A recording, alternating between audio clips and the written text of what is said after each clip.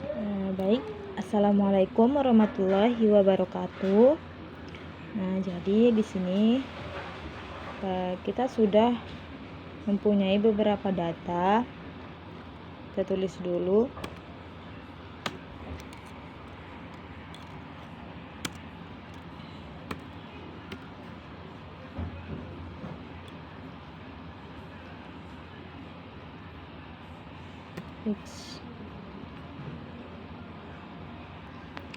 Jadi di sini kita sudah punya data, ada 15 data. Setelah itu kita akan cari rata-rata dan standar deviasinya. Tulis dulu rata-rata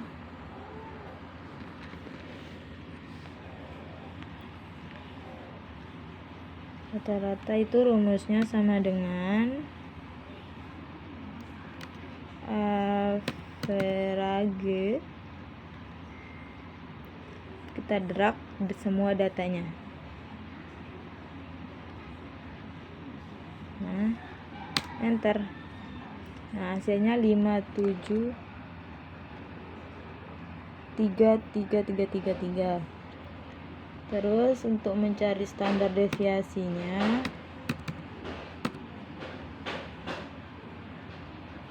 sama dengan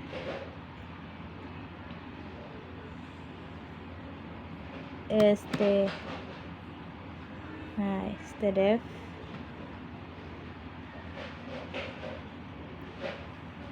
drag semua data, baru kita enter. Setelah kita cari rata-rata dan standar deviasinya, lalu di sini kita tulis mu. Mu itu adalah rata-rata. Jadi rata-ratanya tadi 5,73333. Tiganya ada 5. Kita drag saja ke bawah, bisa ya. Nah,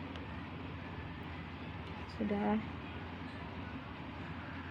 Setelah itu kita tulis di sini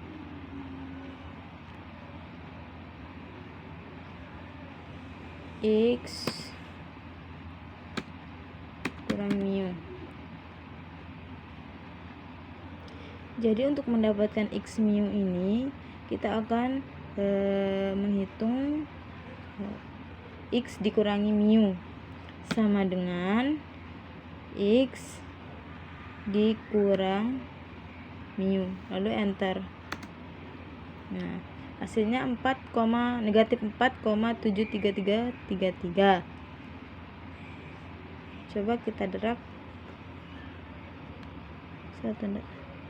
Nah, hasilnya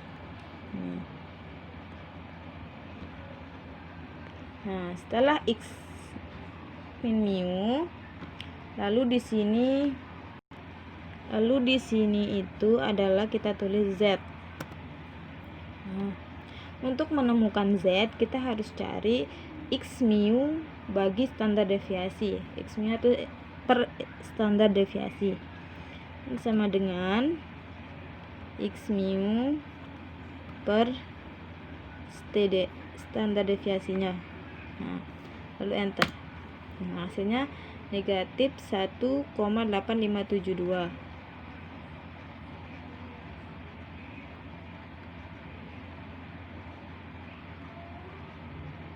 Coba kita drag, bisa enggak? Oh, tidak bisa. Tidak bisa didrag, berarti kita hitung secara manual.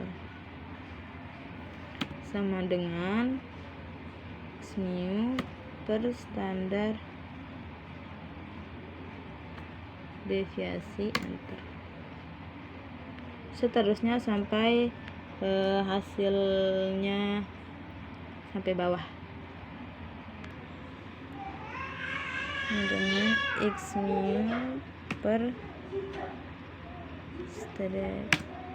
sama dengan X mu per standar deviasi sama dengan X mu per standar deviasi sama dengan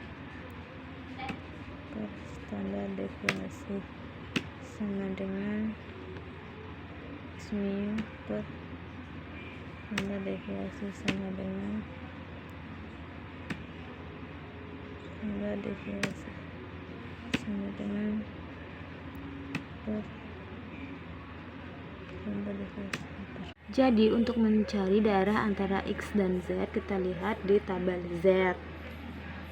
Nah, di sini angka ada di angka Z, di nilai Z ada negatif 1,85725. Nah, kita lihat dari tabel Z-nya yaitu 0,4678 dan seterusnya. Ini adalah nilai daerah antara X dan Z. Selanjutnya kita akan menentukan nilai P-nya. Dari mana kita bisa dapat nilai P ini? Jadi nilai P ini. Jadi untuk mendapatkan nilai P, kita lihat di nilai Z-nya. Jika di nilai Z-nya ini minus atau negatif, maka 0,5 akan kita kurangi dengan daerah antara X dan Z. Seperti itu. Misal sama dengan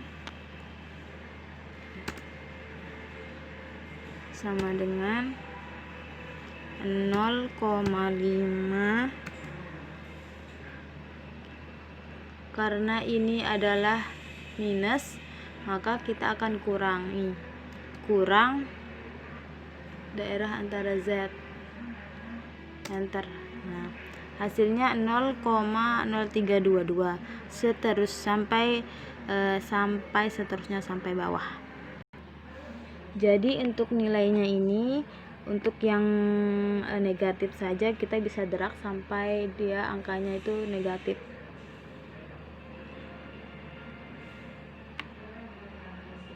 Nah, untuk yang positif kita akan hitung lagi sama dengan 0,5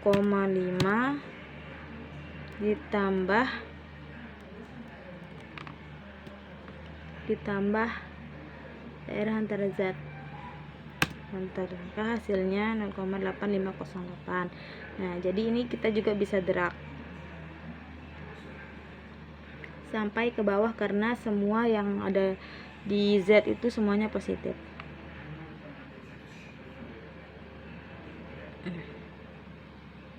Maka hasilnya seperti ini. Setelah itu kita akan mencari nilai I per N. Jadi nilai I per N ini bisa kita dapatkan dari, kalau I ini adalah urutan nomor dari data. Sedangkan kalau N ini banyaknya data, yaitu banyaknya ada 15. Nah, cara menghitungnya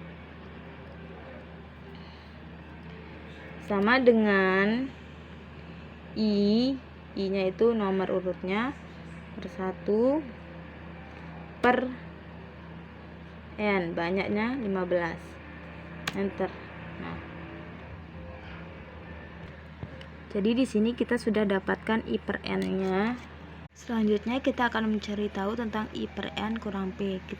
Dari mana kita akan dapatkan I per N kurang P ini? Jadi kita tinggal menghitung sama dengan IN dikurang P. Nah, enter. Tinggal kita drag dia sampai ke bawah. Nah, hasilnya seperti ini. Setelah kita berhasil menemukan I per N kurang P nya, lalu kita akan melihat data yang paling besar di antara IN kurang P ini. Nah, kita melihat bahwa data yang paling besar itu adalah 0,103 atau 0,1003. Jadi ini adalah menjadi KS hitungnya. Kita akan tandai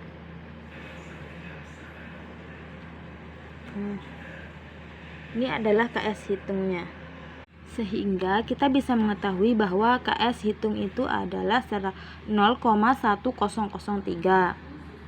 Kita tulis di sini 0,1003. Sedangkan KS tabelnya itu kita bisa lihat dari tabel Kolmogorov-Smirnov di antara nomor 15, karena banyak datanya itu 15, sehingga kita melihat di nomor 15 yang alfa 0,05, di mana alfa 0,05 itu angkanya 0,338.